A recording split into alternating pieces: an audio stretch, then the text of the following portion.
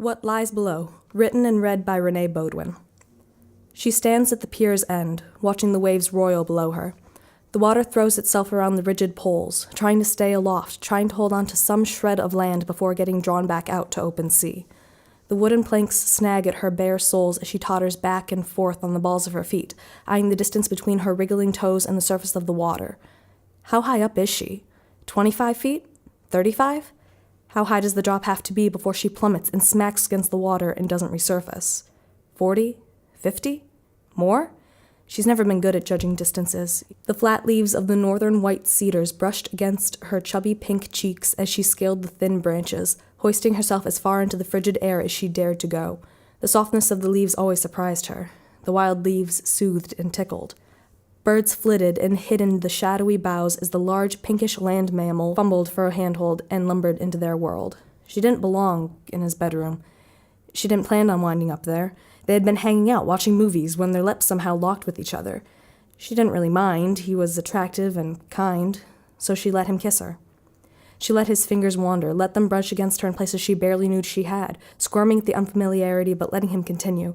He directed her hands to soothe him, showed her how to move, to make the most of it, to flow and ebb. Against the pier, was that movement?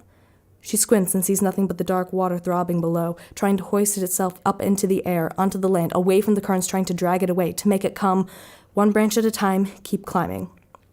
Ice glazed the bark, but she and the neighbor boy didn't pay any attention as they scrambled up the branches. Mittens stuck to frost fractals, boots squeaked as they ascended, but bulky winter coats held the cold at bay. Her neighbor was high above her, laughing as he reached the tippy top of the tree, and she frowned as she tried to figure out which branch to step on. Above, branches swayed violently, and a scream shook the air as something heavy and warm fell onto her, and she jumped in surprise and pressed her hands against him, wanting him off. Get off. I don't like this anymore. He moved harder, faster, urgently, not able to hear her above his own moans. Frantic. Get off. Muffling her protests with his lips and trying to hold her with his body as she stared wide-eyed at the sudden frothing in the water below as reptilian heads break through the crest of the waves. Long snouts open, teeth flash, gaping chasms hiss, ready to clamp down and drag her away from land, drag her down beneath the waves until she drowns, then swallow her whole. But she just needs to fall, like her neighbor, who crashed through the branches and thudded onto the cold ground with a wail of pain.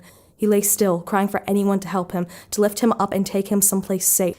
High in the air, she gripped her branch for dear life, her muscles aching as gravity beckoned her down, screaming for help, help, he fell, help, I'm going to fall, he fell, help, I'm hurt.